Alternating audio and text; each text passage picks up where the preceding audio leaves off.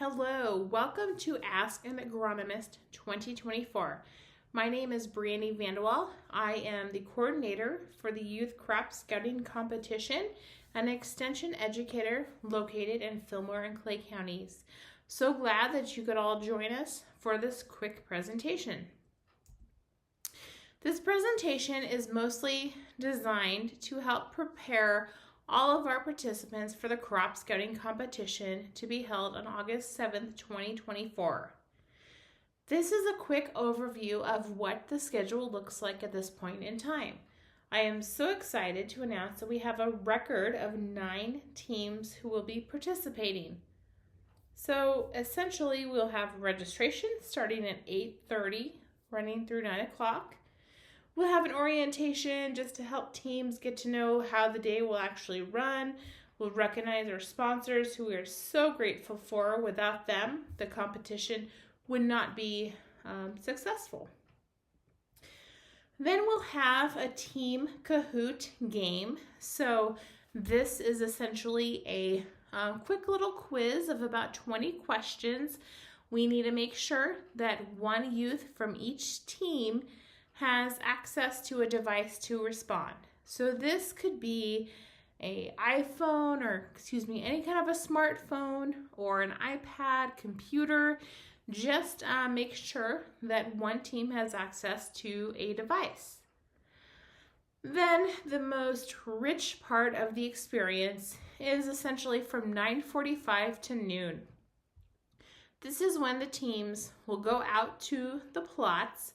They will actually scout the plots out there, or we might have some samples available for them to look at, identify, assess the situation. And so these will be in 15 minutes that the teams will have for each of those. At noon, we'll have lunch. As we tally and finalize the results, we'll give awards approximately at 1 o'clock. And one of the most rich parts of the competition is the debriefing of all the plot exercises. So the teams, the advisors, as well as the judges will go down to the plots or the stations that they had, and they'll provide the answers, allow a lot of interactivity, and again, just make sure that everyone knows what the answers were. This is the schedule, rough draft at this point in time. The coaches or judges will receive or have received, depending on when you view this, the actual schedule, but just a reminder that the teams will rotate through plots on a 15-minute time schedule. Judges will be at all the stations, and so you have essentially 15 minutes to rotate to the station, figure out what the answer is that the judge is questioning you on, and give your answer. So again, use your time accordingly. Judges will also be there to kind of help prompt the teams throughout their journey. So some key resources to use. The 2024 Guide for Weed, Disease, and Insect Management in Nebraska is an extremely valuable resource. You can look at this online, or if you want a print copy, you can pay for this. It is a very valuable tool. The other tool is the Nebraska Soybean and Corn Pocket Field Guide. I will mention this several times throughout this presentation. So if you do not have a copy of this for your team, I would highly encourage you to go to your local county office, see if they have this available, and if not, reach out to your local extension educator who's responsible for agronomy responsibilities and obtain this copy. Some things, if you've not attended before, again, bring those crop scouting guides. So whether they are the University of Nebraska guides, Iowa State, or any other guides, they will all help you. Also, some kind of a backpack or bag for you to include everything in. Insect repellent and sunscreen. We try to have that available, but never knowing what the weather in Nebraska might bring. a water bottle to keep you hydrated, tape measures in case you need to do some measuring during your scouting opportunities, a notebook, some pen or pencils, and then again, we never know what Nebraska weather will provide. There's been some instances where we've had some rather wet crop scouting competitions, so making sure that you have, whether it's irrigation boots, your poncho, just be prepared for whatever Nebraska weather might provide. So as we get into the weeds component of the competition, the Nebraska Soybean and Corn Pocket Field Guide, again, is an extremely valuable resource.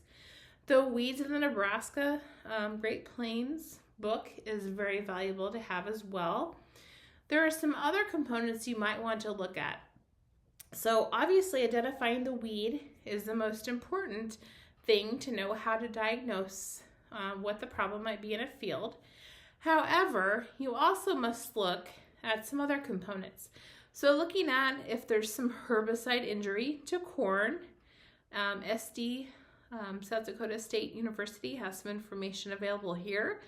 Also looking at identifying common herbicide injuries or symptoms in soybeans is another good resource. And so there are some resources here I would highly encourage you to take a look at. And the last one here is a blog by Bob Hartzler from Iowa State. So again, go back to this PowerPoint and take a look at these resources. Let's take a look at entomology. So again, the Nebraska Soybean Corn Pocket Field Guide is very helpful. Also just looking at cropwatch.unl.edu, take a look at what are some of the insects that are occurring within the area would be helpful. There are also many extension circulars that are available, and these can all be found on the extensionpubs.unl.edu website. So the general scouting or precision ag component, I would encourage you to take a look at some nutrient deficiencies. So you could do this by looking at the nutrient management for agronomic crops in Nebraska. This is a very thorough, extensive publication that we have available online at no cost. There's also the cropwatch.unl.edu website again. Going to the tab that says soil fertility, here are 3 particular examples, whether you're looking at soybeans, corn, or other small grains. You might want to take a look at some of those. Also, we know in precision ag that the usage of drones is becoming more and more important. And so taking a look at some of the laws as well as benefits that we have of using drones for crop scouting and crops would be beneficial. So of course, going to the FAA or Federal Aviation Administration webpage would be very helpful. Also, there is a website called uavcoach.com, which also has some great resources available for you to take a look at. Taking a look at some of the soybean diseases, we again look at the Soybean and Corn Pocket Field Guide. There are some articles on identification and management of crop insects on our CropWatch website. Also, another really good resource to take a look at is the Crop Protection Network. This is a really good resource. If you just Google it, it has a lot of land-grant universities that might have some good information upcoming for you to take a look at. Going to the CropWatch website, this is a screenshot of some of the disease management issues that might occur in soybeans. So take a look at those, work with your advisor on how to identify them, and go forward. Taking a look at corn diseases, here are some of the diseases that might occur. So looking at some of the kind of mid to late season diseases, you could look at common versus southern rusts, bacterial leaf streak, Goss's bacterial wilt and blight, tar spot, Physoderma brown spot, northern corn leaf blight, or gray leaf spot. So again, just take a look at some of our publications to take a look at some of the common diseases at that particular point in time. For the corn growth and development, take a look at, again, our field guide, and the University of Kentucky has a really good video that talks about the corn growth stages as well as seed development. There's some other articles or websites I would highly encourage participants to take a look at. One of them is here as the greenbook.net, or looking at the Delaro Complete Fungicide label on page 10. You might want to familiarize yourself with that particular label. Also, an important component in crop scouting is understanding the growing degree day concept and its calculation. So this is available in the field guide that we have in Nebraska, or there is another corn growing degree day calculator tool that you could familiarize yourself with as well. We kind of talked about this already, but just wanted to make sure that you knew cropwatch.umnl.edu/plant disease will help you familiarize yourself with all of those diseases that you might encounter during the competition. As we get into soybean growth and development, again, would encourage you to take a look at the pocket field guide that we have available. Also, taking a look at irrigating soybean neb guide would be very helpful here, as well as growing degree days, and taking a look at some of the evapotranspiration data that is available on our cropwatch.umnl.edu website.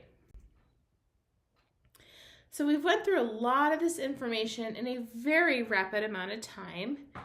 However, I do want to make sure at the very least that teams take a look at the cropwatch.umnl.edu/crop scouting competition website. So I have posted some very generic, basic resources for teams to take a look at, whether it's integrated pest management, basics of crop scouting, corn development, soybean growth development, so on and so forth.